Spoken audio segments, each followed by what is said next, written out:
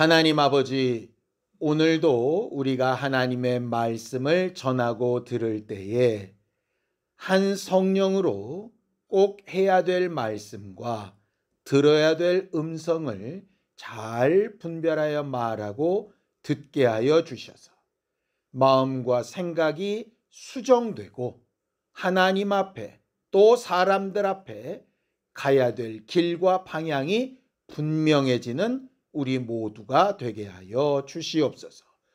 우리에게 주신 날들을 귀히 여기게 하시고 하나님과 함께하는 기쁨과 행복으로 채워 주시옵소서. 믿음으로 언검한 손길들 위에 복을 주시고 하나님이 우리와 함께하고 계신 증거를 날마다 때마다 누구 앞에서든지 증거하며 살아가는 우리 모두가 되게 도와주시옵소서. 예수님의 이름으로 기도하였습니다. 아멘. 하나님의 말씀은 사도행전 10장 17절에서 23절까지 말씀을 함께 합독하겠습니다. 사도행전 10장 17절에서 23절까지 말씀입니다. 함께 읽습니다. 시작. 베드로가 본 바 환상이 무슨 뜻인지 속으로 의아해 하더니 마침 고넬료가 보낸 사람들이 시몬의 집을 찾아 문 밖에 서서 불러 묻되 베드로라 하는 시몬이 여기 유숙하느냐 하거늘 베드로가 그 환상에 대하여 생각할 때에 성령께서 그에게 말씀하시되 두 사람이 너를 찾으니 일어나 내려가 의심하지 말고 함께 가라. 내가 그들을 보내었느니라 하시니 베드로가 내려가 그 사람들을 보고 이르되 내가 곧 너희가 찾는 사람인데 너희가 무슨 일로 왔느냐. 그들이 대답하되 백부장 고넬료는 의인이요 하나님을 경외하는 사람이라. 유대 온 족속이 칭찬하더니 그가 거룩한 천사의 지시를 받아 당신을 그 집으로 청하여 말을 들으려 하느니라 한데 베드로가 불러들여 유숙하게 하니라. 이튿날 일어나 그들과 함께 갈새 욥바에서 온 어떤 형제들도 함께 가니라.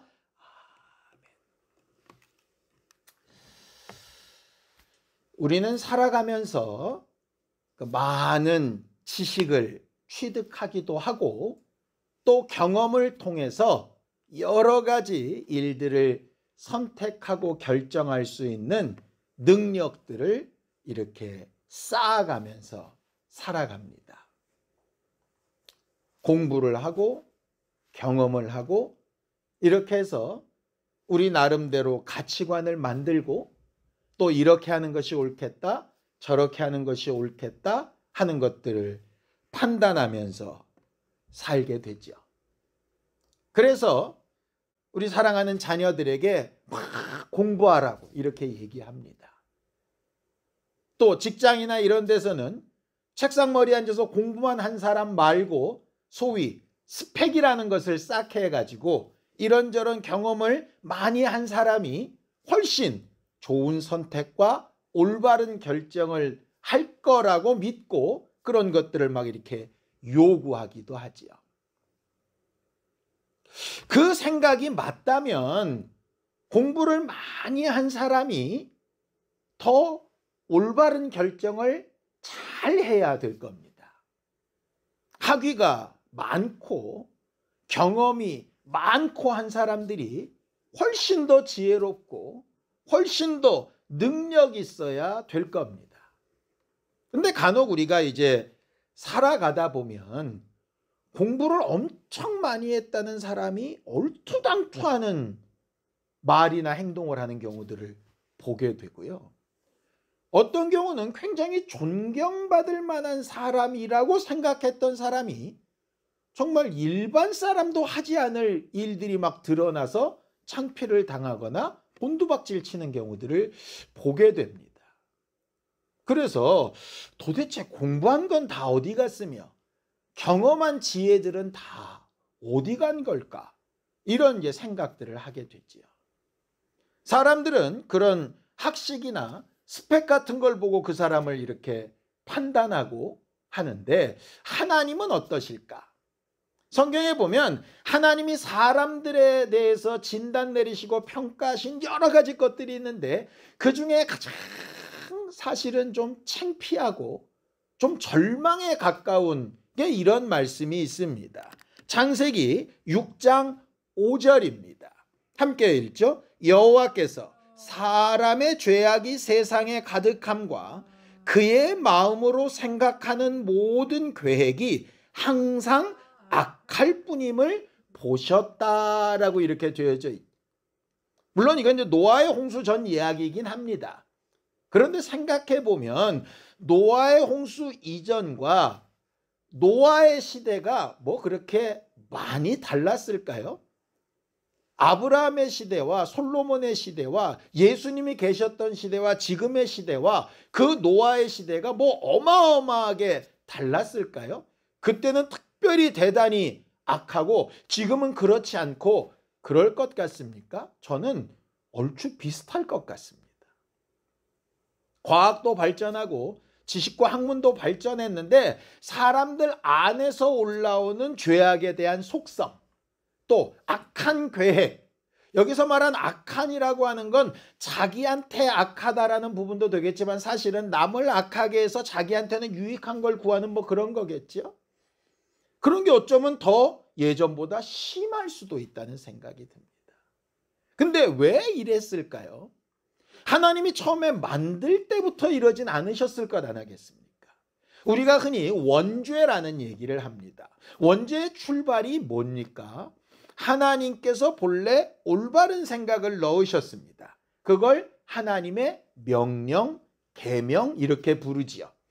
동산을 지키라고 아담과 하와를 두시고 그들에게 동산에 있는 모든 것은 네 임의대로 다 해도 좋은데 딱 하나만 하지 말라라고 하는 명령을 주셨습니다. 그 생각이 그들을 지배하고 있을 때에는 그의 생각이 악하여지지도 않고 죄악이 가득 차지도 않았죠. 그런데 언제 죄가 시작이 됩니까? 자기가 가지고 있었던 생각과 사단이 가져다 준 생각 중에 뭔가 하나를 선택하는데 하나님이 준 생각을 버리고 사단이 가져다 준 생각을 넣었을 때 그때부터 죄가 출발이 되는 거죠. 그리고 창세기 6장에 있는 것처럼 왜 악한 생각과 악한 계획이 계속 나오느냐? 그 생각이 변화되지 않고 계속 있기 때문에 그걸 뿌리로 해서 나오는 모든 것들이 그 특성이 계속 나오게 되는 겁니다.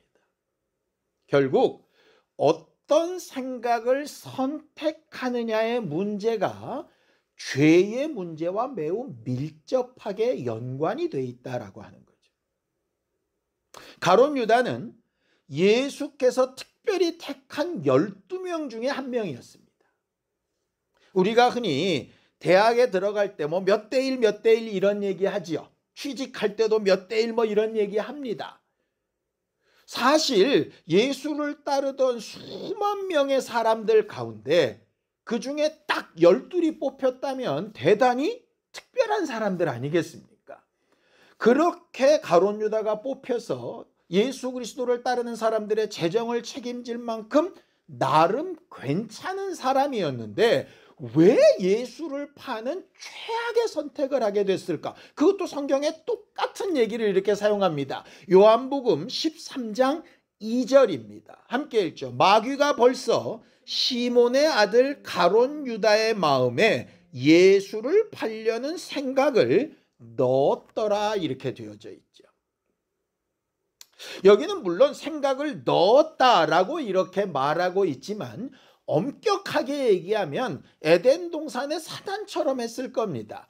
팔려는 생각을 제시했고 그 생각을 가룟 유다가 사실은 받아들인 거죠. 결국 어떤 생각이 우리 안에 들어오느냐에 따라서 이 길을 가기도 하고 저 길도 가기도 하는 겁니다. 성경에 하나님께서 아브라함을 택하시고 또 모세를 통해서 율법을 주시고 많은 선지자들을 통해서 하나님의 예언과 하나님의 마음과 생각을 가르치시고 그 권면하신 이유는 뭐냐 하면 바로 이렇게 어그러진 생각을 다시 수정하기 위해서 말씀하신 것이죠. 나는 나이가 늙었으니 아이를 낳을 수 없어 라는 생각에서 하나님은 능력이 많으시니 하나님은 없는 것도 있는 것처럼 부르시니 하나님이 하실 수 있어로 수정하는 것 말입니다. 내가 바로 공주의 아들로서 내가 가진 권세와 능력으로 할 수 있어 에서 나는 할 수 없지만 하나님이 주신 지팡이 가지고 나아갈 수 있어로 바뀌는 것 말입니다. 우리가 설교를 하고 설교를 듣고 성경을 읽고 성경을 공부하고 하는 이유가 다 무엇 때문이겠습니까? 결국은 이 생각을 바꾸는 것에 문제인 거죠. 그런데 이렇게 생각을 바꾼다라고 하는 말에 가장 직접적인 표현을 한 단어를 생각해 봤더니 그게 회개라고 하는 겁니다. 내가 나름 옳다라고 생각했던 방향에서 말씀을 듣고 그 방향을 바꾸는 거죠. 그게 결국은 회개입니다. 회개하자는 나는 죄인입니다. 이런 죄를 졌습니다. 고백하는 의미도 있겠지만 그것보다 훨씬 중요한 건 내 생각을 바꾸는 겁니다. 하기 싫다라는 생각을 해야 되겠다로 바꾸는 거죠. 아이들도 그렇습니다. 하기 싫은 애한테 아무리 강요하고 아무리 좋은 조건을 만들어 줘 봐야 그것은 아무 의미가 없을 때가 있습니다. 사실은 생각이 바뀌어야 되는 것 아니겠습니까? 아무리 몸에 좋은 거라고 먹이고 아무리 이것이 유익하다고 가르쳐도 그 본인의 생각이 바뀌지 않으면 마치 엎어놓은 그릇 같아서 그 위에 아무리 물을 쏟아 부어도 절대로 담겨지지 않게 되는 것이죠. 결국 이 생각의 문제가 매우 중요한 거예요. 성경을 좀 볼까요? 예레미야서 26장 13절입니다. 함께 읽습니다. 시작. 그런즉 너희는 너희 길과 행위를 고치고 너희 하나님 여호와의 목소리를 청종하라. 그리하면 여호와께서 너희에게 선언하신 재앙에 대하여 뜻을 돌이키시리라. 이게 참 재밌습니다. 너희가 길과 행위를 고치면 나도 너희에게 내리려고 했던 재앙을 돌이키겠다. 이렇게 되어져 있어요. 그러니까 네가 바꾸면 나도 바꾸겠다는 거예요. 이 말씀을 신약에서는 이렇게 얘기하죠. 너희가 땅에서 매면 하늘에서도 매이고 너희가 땅에서 풀면 하늘에서도 풀린다라고 하신 말씀과도 같은 겁니다.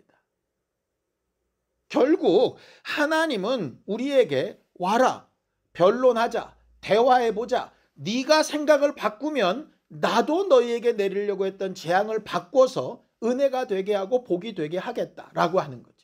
축복의 통로가 되는 삶이라는 건 내가 먼저 생각이 바뀌어서 하나님의 재앙이 복으로 바뀌는 것을 보고 다른 사람의 생각이 바뀌도록 수고하여서 그들도 재앙이 복으로 바뀔 수 있게 만들어주는 것을 이야기하는 것이죠. 결국 생각이 바뀌는 부분이 매우 중요하다는 거예요. 오늘 아까 읽었던 말씀에 보면 길과 행위를 바꿔라 이렇게 되어 있습니다. 이걸 다른 말로 바꾸면 방향과 행동을 바꾸라는 얘기입니다.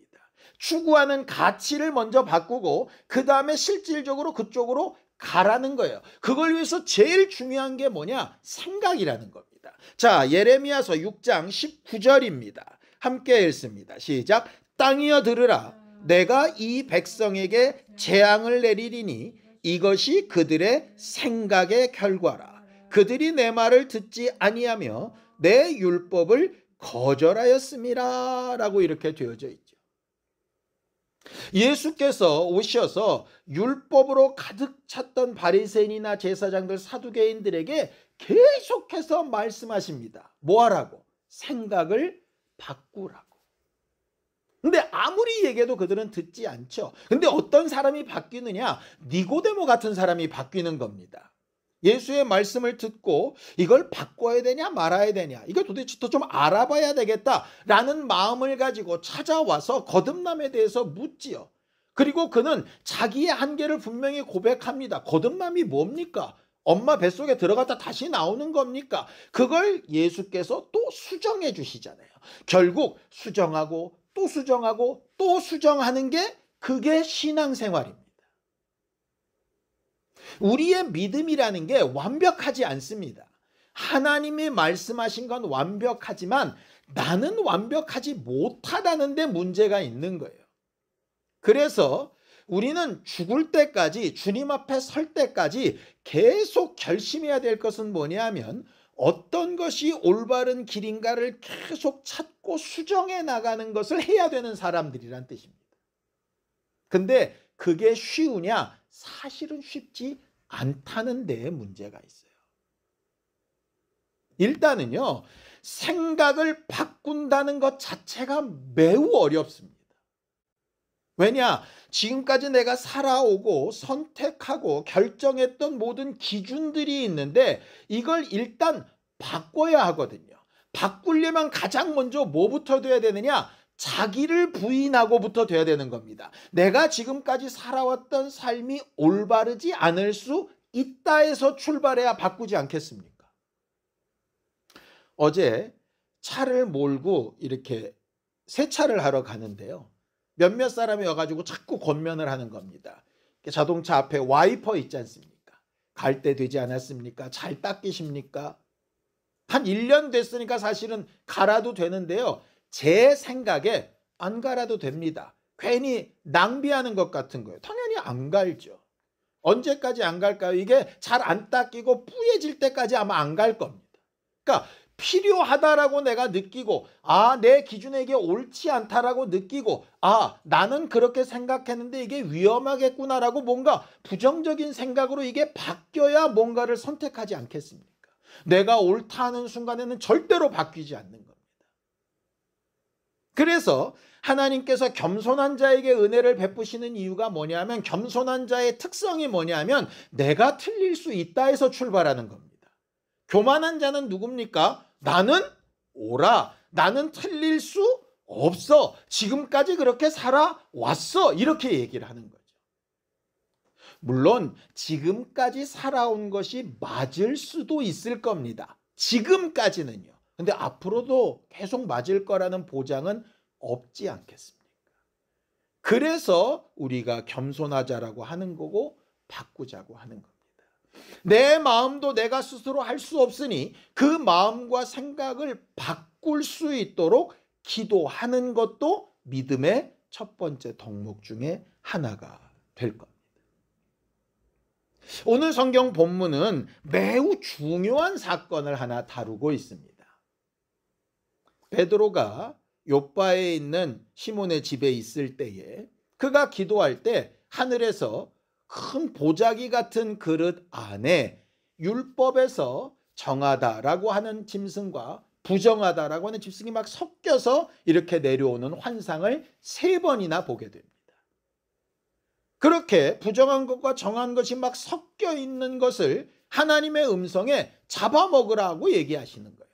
지금까지 베드로가 살아왔던 방식, 자기가 옳다, 이건 당연하다라고 어려서부터 난지 8일 만에 할례를 받으며 살아왔던 방식과 완전히 달라진 내용이었습니다. 그러니 3번이나 영겁어 말씀하셨음에도 불구하고 이 말씀이 이빨도 안 들어가는 거예요. 그러면서 이렇게 고백을 하는 겁니다. 자, 사도행전 10장 14절에서 16절입니다. 함께 읽죠. 베드로가 이르되 주여 그럴 수 없나이다. 속되고 깨끗하지 아니한 것을 내가 결코 먹지 아니하였나이다 한데 또 2번째 소리가 있으되 하나님께서 깨끗하게 하신 것을 내가 속되다 하지 말라 하더라. 이런 일이 3번 있은 후 그 그릇이 곧 하늘로 올려져 가니라 라고 이렇게 말하죠. 이때는 이미 전도자 빌립이 사마리아 전도를 하고 베드로와 요한을 불러서 그 증거를 분명히 봤던 때입니다. 또 에티오피아 내시를 전도해서 그 이방인이 침례를 받고 그리스도인이 됐던 이후의 이야기입니다. 그러니 그런 경험들이 분명히 존재해요. 그럼에도 불구하고 뭐는 안 바뀌느냐? 기준은 안 바뀝니다. 구원은 유대인이야. 유대인은 율법을 지켜야 돼. 율법을 지킨 데는 먹고 마시는 것에 대한 분명한 기준이 있어. 뭐 이런 거죠. 기준이 나쁘다는 얘기가 아닙니다. 그런데 그 기준을 정하신 분이 누구냐 하는 문제이죠. 기준을 정하신 이가 기준을 바꾸면 당연히 바뀌어야 되는 겁니다. 이런 거 있지 않습니까? 우리가 지금까지 살아오면서 가지고 있었던 법 감정이라는 게 있습니다. 당연히 이래야 돼 라고 하는 법이라는 게 있어요. 그런데 그 법이 만약에 사회가 바뀌고 시대가 바뀌면서 변했다고 칩시다. 가장 제가 생각할 때 컸던 건 뭐냐 하면요, 금융실명제 같아요. 예전에는 실제 명의가 아니라도 아무 이름이라도 예금을 해놔도 아무 문제가 없었습니다. 그러니까 돈 많은 사람들이 아무 이름이나 갖다 대고 예금을 만들어도 다 만들어줬어요. 근데 어느 날부터는 법이 딱 정해버리고 나니까 그게 안 되는 거예요. 자꾸 신분증 갖고 오라 그러고 실제냐 그러고 그 사람이 맞냐 그러고 자꾸 이런 거 확인하는 겁니다. 그러니까 사람들이 답답하죠. 아니 어제까지는 그냥 됐는데 이게 왜 오늘부터는 안 되냐는 거예요. 왜 그러느냐? 법의 기준이 바뀌었기 때문이에요. 어떤 놈이 그랬어? 어떤 놈이 그랬긴요. 우리가 투표해서 만든 그 대통령과 그 국회의원들이 법을 그렇게 만들었으니까요. 결과적으로 하나님께서 정하다 부정하다를 정하신 율법을 이제는 그것과 상관없이 먹으라고 바꾸셨다면 마치 토기장이 손 안에 들려있는 진흙처럼 이렇게 만드셨을 때는 이렇게 저렇게 만드셔서는 저렇게 바뀌었어야 옳다는 거죠. 바리새인이나 서기관들이나 사두개인들이 왜 예수를 십자가에 달아 죽였습니까? 자기들이 지금까지 옳다고 믿었던 것과 예수가 다른 걸 얘기하셨기 때문이에요. 그럼 예수가 하신 말씀이 본래의 말씀과 어느 부분에서 틀리고 어느 부분이 맞는가? 근원적인 원칙은 맞는데 표현 방법이 달라진 건가? 이걸 봐야 될 텐데 무조건 틀렸다는 거죠. 왜냐? 자기들이 해왔던 것이 옳다라는 거예요. 그러니까 생각해 봐야 되는 겁니다. 내가 지금까지 옳다라고 하고 이것이 100% 맞다라고 했던 게 어디서부터 출발했냐 이 말이에요. 하나님으로부터 출발했다면 그 하나님이 바꾸시면 다음에는 그게 바뀌어야 정상 아니겠습니까? 근데 사람들이 자꾸 안 바꾸려고 하는 거죠. 마치 예루살렘을 정하시고 예루살렘 성전을 짓게 하시고 거기에 영광을 명하셨던 하나님이 이제는 여기를 헐고 바벨론으로 가라 하시면 가야 되는데 안 바뀌는 겁니다. 성경의 역사는 계속 똑같습니다. 하나님이 이렇게 말씀하실 때 이 말을 듣고 저렇게 말씀하실 때 들어야 되는데 이렇게 말씀하셨던 하나만 놓고 그 다음 말씀이 안 들려버리는 거예요. 그러다 보니까 말씀이 취사선택이 되는 겁니다. 내가 듣고 싶은 대로 듣고 내가 받고 싶은 대로 받는 거죠. 그러니까 하나님 말씀대로 한다고 하면서 실상은 어떻게 되느냐? 자기 마음대로 하면서 핑계는 하나님의 말씀이라고 자꾸 이야기를 하는 거예요. 거기에 하나님이 책망하시는 거죠. 예수께서 이 땅에 계속 계셨으면 좋았을 텐데 그가 이 땅을 굳이 떠나시면서 우리한테 유익한 것을 보내주시겠다라고 말씀하셨던 것이 성령 아닙니까? 성령이 오셔서 하시는 일이 뭐죠? 바로 이런 겁니다. 요한복음 14장 26절입니다. 함께 읽습니다. 보혜사 곧 아버지께서 내 이름으로 보내실 성령 그가 너희에게 모든 것을 가르치시고 내가 너희에게 말한 모든 것을 생각나게 하시리라 그렇게 얘기합니다. 두 가지가 있죠. 모든 것을 가르치시고 내가 너희에게 말한 모든 것을 생각나게 하시리라.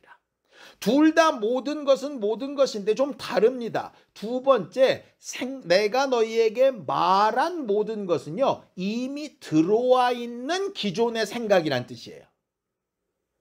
예수께서 우리한테 말씀하신 것이 있지 않습니까? 그리고 우리가 이미 받아들이고 믿는 부분이 있지 않습니까? 예를 들어 주일 성수는 이런 게 주일 성수야. 11조는 이런 게 11조야. 뭐 이런 것들 말입니다. 우리가 스스로 옳다는 것들이 생각나게 하시는 건 맞습니다. 그런데 더 나아가서 모든 것을 가르치신다는 것은 뭐냐면 아직 들어와 있지 않는 그 부분까지도 가르치신다는 얘기예요.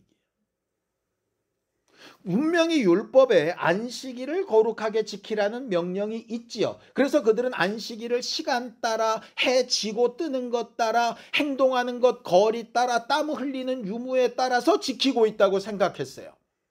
그건 말한 것을 생각나게 하셨던 부분이죠. 근데 그 다음에 뭡니까? 예수께서 오셔서 안식일은 사람을 위하여 있는 거야. 얼마를 걸었냐, 땀이 흘렀냐, 안 흘렸냐, 몇 시부터 몇 시까지냐 보다 더 중요한 게 사람을 위하여 뭘 하고 있느냐가 더 중요한 문제야. 이건 아직 그들이 깨닫지 못했던 부분을 더 열어주신 것이죠. 근데 사람들이 이게 부담스러웠던 거예요. 그러니까 틀렸다라고 얘기하는 거예요. 틀린 것과 생각이 더 넓어지고 확장되는 것은 다른 문제입니다. 그럼 이제 이런 질문을 하게 됩니다. 그렇다면 하나님이 처음부터 완벽하게 가르치시지 왜 율법을 먼저 가르쳐 놓고 중간에 그 정한 것 부정한 것 상관없이 하라고 이렇게 바꾸시냐 이 말이에요. 처음부터 예수 그리스도의 은혜를 얘기하시면 되지 왜 율법으로 당연히 지켜야 되는 것처럼 해놓고 그렇게 하시냐는 거예요. 아니 처음부터 이방인 유대인 상관없이 그냥 다 구원하시는 쪽으로 하시면 되지 왜 처음엔 이방인은 정말 나쁘고 다 죽어 없애야 될 인간들인 것처럼 얘기하시다가 신약에 와서는 왜 또 그들을 또 다 감싸 안으시느냐 이 말이에요. 왜 이렇게 바꾸시느냐 헷갈리게 처음부터 완전하게 만들지 이렇게 답답하다고 말할 수 있을지 모르겠습니다.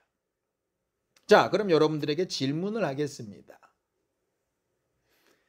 아이가 태어나면 처음에 먹는 음식이 다르죠. 몇 개월이 지나서 먹는 음식이 다릅니다. 1살, 2살 지나서 먹는 게 다르고요. 장성했을 때 먹는 게 다릅니다. 태어나자마자 입혀야 될 옷과 결혼할 때 입어야 될 옷은 다릅니다. 말을 막 배우기 시작할 때 공부해야 될 것과 나중에 어떤 큰 조직을 이끌어야 되는 사람이 공부해야 될 내용은 다르지요. 아까 답답해하는 사람들처럼 얘기를 하자면 이런 겁니다. 어차피 결혼할 때 입을 옷 태어나자부터 입히면 되는 거 아니야? 이거에 동의할 사람은 아무도 없을 겁니다. 단계가 있고 상황이 있고 발전이 있는데 그런 식으로 하면 어떻게 되느냐고 분명히 얘기할 겁니다. 영적인 사정도 똑같습니다. 새신자로 처음 예수를 믿었을 때 우리가 은혜를 중심으로 막 하나님을 알아야 될 부분이 있고 또 그 다음에 중간 단계에서 하나님의 말씀대로 열심히 살며 옳지 않은 것을 잘 분별해야 될 때가 있고 그 다음에 더 넓은 마음으로 사람들을 품고 떨어져 나가지 아니할 수 있도록 격려하고 위로해야 될 때가 있고 성경에 있는 말씀처럼 품을 때가 있고 품기를 멀리할 때가 있고 누울 때가 있으면 깰 때가 있듯이 하나님께서 단계별로 계속 인도해 나가시는 게 축복의 통로가 되는 삶이고 신앙생활의 방법이거든요. 그런데 대부분 사람들이 가장 위험한 것이 뭐냐면요. 율법주의, 복음주의 이렇게 변하지 않으려고 하는 거예요. 이건 무슨 얘기냐? 자기들이 지금 가지고 있는 게 어떻다는 얘기입니까? 완벽하다는 얘기예요. 그럼 이렇게 됩니다. 내가 가진 게 완벽하다면 더 쉽게 얘기해서 우리 교회에서 가르치고 주장하고 말하는 것이 완벽하다면 우리 교회에서 말하는 것과 조금이라도 다른 것이나 좀 각도가 틀어지게 말하는 건 어떻게 되는 겁니까? 다 틀리게 되는 겁니다. 그러니까 맨날 이런 얘기하는 거예요. 우리 교회는 특별하다. 우리 교회에 구원이 있다. 이런 말씀 안 들으면 제대로 신앙생활 못한다, 이렇게 말하게 되는 거예요. 그게 어디서부터 출발하느냐? 교만에서부터 출발하는 겁니다. 우리는 완벽해. 이 지식만이 최고야. 이거 모르면 다른 건 다 필요 없어. 아니요. 에베소 교회가 가지고 있었던 추구하는 방향과 길이 달랐고요. 고린도 교회가 가지고 있었던 추구하는 방향과 길이 달랐습니다. 그런데 그게 잘못된 건가요? 아니요. 팔다리가 각각의 기능이 있듯이 우리 각 사람에게도 그때그때 필요하게 역사하시는 부분이 다를 수 있어요. 그러니까 교회가 교회 안에서 성도와 성도들끼리 나와 같지 않다고 비난하면 위험해질 수 있는 거죠. 그 사람에게도 위험하지만 사실은 내게 가장 위험한 겁니다. 왜냐? 내가 그 사람을 판단하고 있다는 얘기는 나는 지금 완벽하다는 얘기처럼 되거든요. 그럼 내가 스스로 완벽하다라고 인정해버리면 사두개인들이나 바리새인이나 제사장처럼 예수를 죽여야만 자기가 완벽하다는 증거가 되는 겁니다. 안 바뀌는 거예요. 하나님이 모세를 통해서 이스라엘을 출애굽시키신 다음에 가나안 땅으로 그냥 쑥 옮기시는 것이 아니라 광야길을 계속 따라 걷게 하십니다. 뭐 훈련시키신 겁니까? 하나님의 선택과 방향과 지시하심에 순응하며 살면서 계속 발걸음을 옮겨 수정해 나가는 과정들을 거치는 거예요.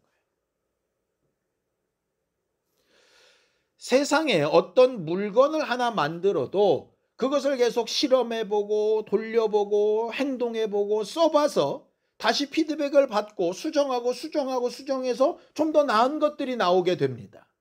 신앙생활은 계속 그렇게 되는 거예요. 그게 바울이 말했던 내가 이미 얻었다함도 아니고 이루었다함도 아니고 오직 표대 되신 그분을 향하여 내가 계속 수정되며 간다라고 고백하는 내용이 바로 그 부분인 겁니다. 신앙생활은 이런 자세로 출발해야 되는 거예요. 그런데 그걸 제일 못하는 사람들이 목사들이죠. 그 다음에 먼저 믿은 사람들. 나름 큰 간증과 증거가 있는 사람들. 그러니 그런 사람들은 맨날 나오는 얘기가 중간은 뭐가 바뀌었는지 같은데 결론은 똑같습니다. 그건 하나님 보시기에도 자기 영혼에도 매우 유익하지 않은 것일 수 있는 거죠. 자, 히브리서 8장 10절을 한번 보겠습니다. 함께 읽죠. 시작. 또 주께서 이르시되 그날 후에 내가 이스라엘 집과 맺을 언약은 이것이니 내 법을 그들의 생각에 두고 그들의 마음에 이것을 기록하리라. 나는 그들에게 하나님이 되고 그들은 내게 백성이 되리라 라고 이렇게 말씀하셨어요.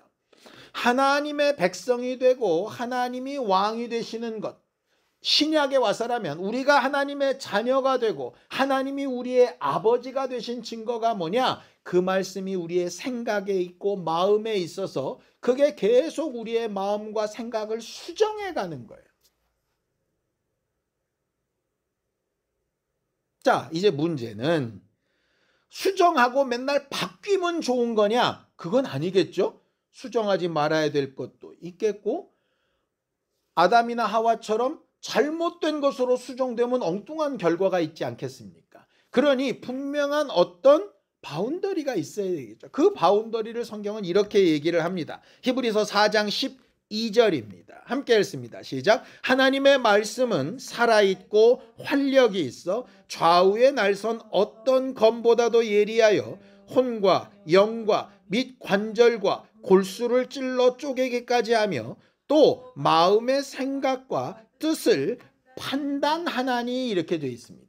이게 뭡니까? 내가 지금 가지고 있는 마음의 생각과 뜻이 있어요. 그런데 그게 무엇으로 판단을 받느냐? 하나님의 말씀으로 판단을 받는다는 거예요. 물론 그 마음과 생각과 뜻이 하나님의 말씀에서 출발한 것일 수 있습니다. 그런데 내가 100일 때 받았을 수 있는 것도 있잖아요. 내 돌 때 받았을 수도 있잖아요. 내가 어린 시절에 받았을 수도 있잖아요. 그럼 내가 지금 장성한 분량이 되고 나를 옮겨 놓으신 위치가 다른 곳에 있다면 지금 여전히 그 생각과 마음과 뜻이 유효한 것인지 아니면 방향이나 생각이나 행동이 달라져야 되는 것인지 어디서 또 찾아야 되는 거겠습니까? 말씀에서 찾아야 되는 거죠. 저는 설교하는 사람이다 보니까 말씀을 읽고 말씀을 정리하고 말씀을 서로 연결시켜서 설교하는 일을 하는 사람이죠. 그러다 보니 계속해서 내가 과거에 했던 것이 생각나고 지금 내가 받은 말씀이 충돌하는 경험들을 굉장히 많이 합니다. 과연 옳았던 것인가? 저는 그게 처음에는 굉장히 괴로웠어요. 내가 분명히 이렇게 설교했는데 그럼 내가 그때 잘못한 건가 아닌가 매우 헷갈려할 때가 있었습니다. 그런데 어느 정도 지나고 나니까 그건 내가 괴로워할 일도 아니고 헷갈려할 일도 아닌 거예요. 그때는 그게 필요하라서 그 부분까지만 내게 여셨던 부분이고 이제는 그 부분을 더 풍성하게 더 올바르게 볼 수 있는 눈을 주셔서 더 넓히셨다라고 생각합니다. 그리고 그걸 위해서 기도합니다. 앞에 건 다 틀렸습니다. 이것만 옳습니다. 이 얘기가 아니라 그때 그런 부분으로 말씀드린 건 이런 방향이었고 그것만 생각하면 또 다른 오해가 생길 수 있으니 이 말씀은 이렇게 봐야 합니다라고 하는 거죠. 마치 예수께서 이사야서의 글을 읽으시면서도 본인이 해야 될 일을 해석해 내시잖아요. 그 일이 성령으로 되어져야 되는 게 올바른 신앙생활인 겁니다. 그러니 가장 위험한 것이 뭐겠습니까? 10년 전, 20년 전 은혜 받았던 과거의 경험이 매우 중요한 간증이기는 하나 그 간증에 머물러져 있으면 어떻게 되는 겁니까? 주 예수께서는 변화산상을 통해서 그 다음에 십자가로 가시는데 베드로는 뭐라고 얘기하죠? 주여 여기가 좋사오니 나는 안 가고 싶습니다. 이렇게 되지 않겠습니까? 구름기둥과 불기둥은 계속 가고 있는데 나는 지금 여기 종려나무 70주가 좋으니까 여기서 더 이상 못 가겠습니다. 이렇게 하는 거 아니겠습니까? 신앙생활은 우리가 주님 앞에 서게 되는 날까지 계속해서 발걸음을 옮기듯 나그네처럼 사는 것인데 그것이 행동이 나그네처럼 된다는 얘기가 아니라 우리의 마음과 생각이 계속 수정되어져 가는 거죠. 베드로는 3번이나 환상을 거부했지만 성령의 음성을 들을 수 있는 사람이었고 그 성령의 음성 때문에 자기의 생각과 고집을 꺾을 수 있는 사람이었고 그것 그대로 고넬료의 집에 가서 확신은 없었으나 하나님이 그렇게 하라고 하시니 겸손히 순종했을 때 그 집에 큰 역사가 있는 것을 보고 도리어 돌아와 예루살렘 교회에서 다른 사람들의 생각을 수정해 줄 수 있는 축복의 통로가 됐던 사람이 바로 베드로였습니다. 이것처럼 축복의 통로는 거저 쉽게 가만히 있으면 저절로 되는 것은 아닌 거예요. 여전히 갈등 상황이 있고 이게 옳은지 그른지 고민도 되고 이렇게 하는 게 옳을까 저렇게 하는 게 옳을까 괴로운 시절이 있겠지만 그 과정 가운데 하나님의 말씀과 성령의 음성에 잘 따라가려고 하는 사람이 결국은 하나님이 쓰시고 하나님과 함께하는 축복의 통로가 될 수 있는 것이요. 간혹 같이 신앙생활을 하면서도 저 교회는 왜 저러지? 저 사람은 왜 저러지? 이렇게 할 때가 있을 겁니다. 이해가 안 가는 건 이해가 안 가는 대로 일단 그냥 두고 봅시다. 대신 뭘로 검증해야 되느냐? 내가 지금까지 알아왔던 말씀으로만 판단하지 말고 말씀을 새롭게 읽으려고 하고 들으려고 하고 생각해 보려고 하고 하나님 앞에 묻고 답을 얻고 하는 것으로 마음의 생각과 뜻을 주의 뜻에 맞게 계속 수정해 나가는 게 필요한 거예요. 그래서 성경을 제발 좀 읽자고 하는 겁니다. 큐티도 제발 좀 해보자고 하는 겁니다. 다 안다고 가만히 앉아서 다 아는 말씀이야 이러고 제발 잊지 말고 뭔가를 좀 하자는 겁니다. 그러지 않으면 우리의 생각은 절대로 변하지 않습니다. 대단히 올바른 것 같지만 사실은 그렇지 않은 경우가 있을 수도 있는 것이죠. 하나님이 가져다 주시는 생각과 뜻으로 잘 변화되고 수정되는 우리 모두가 되기를 예수님의 이름으로 축원합니다. 기도하시겠습니다. 하나님 아버지, 하나님께서 우리 모두를 도우시고 인도하셔서 하나님의 말씀이 때마다 일마다 우리를 사로잡아 움직이며 하나님께서 일하시는 증거와 능력이 되게 하여 주시고 우리의 심령과 관절과 골수까지 찔러 쪼개기까지 하시는 하나님의 역사가 우리 안에 있게 되어지기를 원합니다. 성령께서 우리 안에서 모든 것을 가르치시고 또 생각나게 하시는 주의 권능과 능력으로 우리를 풍성하게 해주시기를 원하오니 우리가 지금까지 옳다 믿으며 살아왔던 것에서 더 낫고 더 온전하고 더 풍성한 하나님의 생명과 능력으로 한 걸음씩 옮겨가고 그를 위하여 우리가 고민되기도 하고 근심되기도 하나 하나님이 원하시는 방향과 길로 잘 인도받는 신령한 우리 모두가 다 될 수 있도록 도우시고 함께하여 주시옵소서. 하나님 아버지, 우리에게 선한 마음과 생각, 하나님께서 우리에게 주는 생명과 복으로 가는 길과 방향을 잘 선택하고 또 따라갈 수 있는 환경들을 역사하여 주시고 겸손하게 되게 하여 주셔서 우리가 주님 앞에 서게 되는 날까지 우리의 마음과 생각을 잘 수정하며 전달하는 축복의 통로가 되게 도와주시옵소서. 예수님의 이름으로 기도하였습니다. 아멘. 이제는 우리 주 예수 그리스도의 은혜와 하나님 아버지의 극진하신 사랑하심과 성령님의 감동하시고 함께하시는 분명한 증거가 겸손함으로 하나님의 말씀을 읽고 듣고 받아들임으로 자기의 생각을 잘 수정하며 살아가기 원하는 우리 모두 위에 이제로부터 영원까지 함께 있을지어다. 아멘.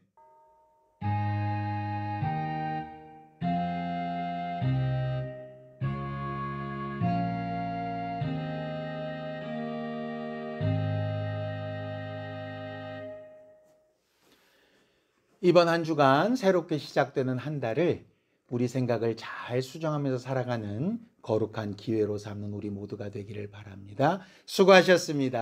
감사합니다.